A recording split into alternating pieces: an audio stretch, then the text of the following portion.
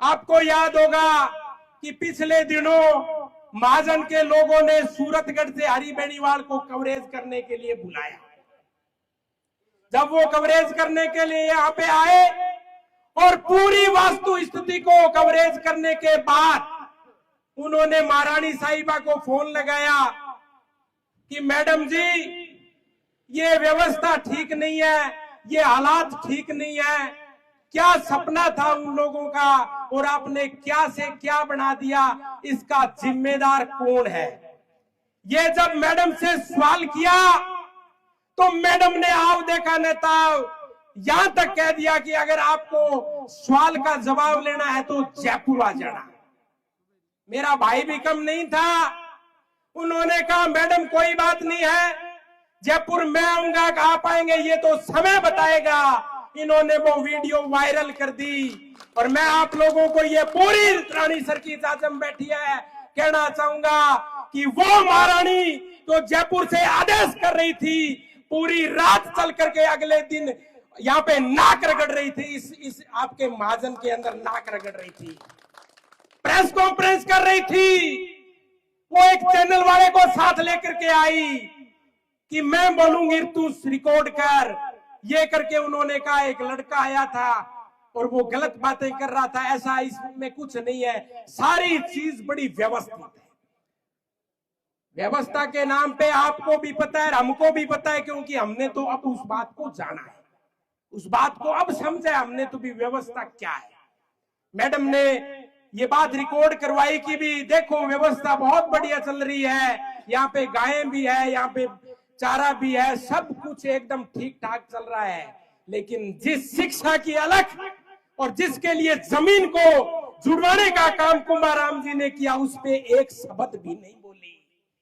वो ये भी बोल देती कि यहाँ पे 40 एडमिशन भी है, लेकिन उसको पता था अगर ये बोल दूंगी तो मेरी जो पोल है वो इलाके के सामने आ जाएगी। ये बात छुपा ली और वहां के सरपंच से ये कहलवाया कि आप भी ये बोलो कि व्यवस्था ठीक है। तो सरपंच साहब ने 2-4 शब्दों में ये कहा भी व्यवस्था ठीक है, हमारा उन दोनों से कोई लेना देना नहीं है, चाहे कोई सरपंच साहब हो चाहे कोई महारानी हो। हमारा मुद्दा सिर्फ और सिर्फ एक ही है कि महाजन के अंदर शिक्षा की अलग कैसे जगे। साथियों, अलग जगाने का जब काम किया गया तो ताजुब होगा, 9वें महीने पे भाई साहब पे केस हुआ था और वो केस ये था कि मसला कोई अफीम का था, थर्ड पर्सन ने नाम ले लिया और नाम इसलिए ले लिया क्योंकि महाजन में कब्जे करने वाले जो लोग हैं उनसे बढ़ करके हमारे सूरतगढ़ के अंदर भी लोग बैठे हैं। हाईवे से 4 किलोमीटर अगर दूर जमीन जगह होती है, उसको टैर लगा के जमीन पे लाने वाले लोग सूरतगढ़ के अंदर विराजमान है। उनकी पोल खोलने का काम हरि बेनीवाल करता है। तो उनके भी दिमाग के अंदर हरि बेनीवाल ठीक नहीं है। वो कहते हैं कि हमारी पोल क्यों खोल रहे हरि, कुछ ले दे के सौदा और दुकान को बंद करने का काम करेंगे। लेकिन उस रास्ते पे चलने से हरि बेनीवाल ने 4-5 साल पहले ही मना कर दिया था। तो उनकी दिमाग के अंदर ये बात चुभ रही थी कि कब ऐसी कोई बात आए जिससे हरि को कब्जाने का काम करें। साथियों, उसने नाम ले लिया और एक थर्मल के अंदर थानेदार है ओम प्रकाश मान, सुबह सुबह घर से निकल रहे थे तो वो आए कि जी आप पे मुकदमा है। तो इन्होंने कहा भी मुकदमा है तो आप सरकार का डीजल क्यों फूंक रहे हो भाई, मेरे को कह देते मैं तो आ जाता। सारा दिन आपके अंदर रहता हूँ, सारा दिन सूरतगढ़ शहर के अंदर रहता हूँ, गांव में भी रहता हूँ, लाइव आता हूँ, सब बात आपको पता है, तो यहाँ आने की क्या आवश्यकता थी, आ जाते। लेकिन उन्होंने कहा भी हमारे पे दबाव है। तो इन्होंने कहा दबाव है तो चलो भाई मैं चलूंगा, क्या बात है। थाने चले गए। जब मैं इनसे मिलने गया तो भाई उदास था। उदास इसलिए था, मैंने पूछा कि क्या बात हुई। इन्होंने कहा कि मेरे समस्या गिरफ्तारी की नहीं है, मेरे समस्या ये है कि शेरपुरा के लोगों को 15 तारीख का न्योता दे रखा है शाम 7:30 बजे का। मैं उस चौपाल में नहीं पहुंचूंगा तो मेरी चौपाल खत्म हो जाएगी, मेरी मुहिम खत्म हो जाएगी। शिक्षा के लिए बोल करके मुहिम की शुरुआत शेरपुरा से की है। तब उस वक्त मैंने हरी जी को यह विश्वास दिलाया कि आपको चिंता करने की आवश्यकता नहीं है, शेरपुरा की चौपाल के अंदर जाएंगे, लोगों के बीच में बात रखेंगे और आपकी चौपाल को सफल बनाने का काम करेंगे।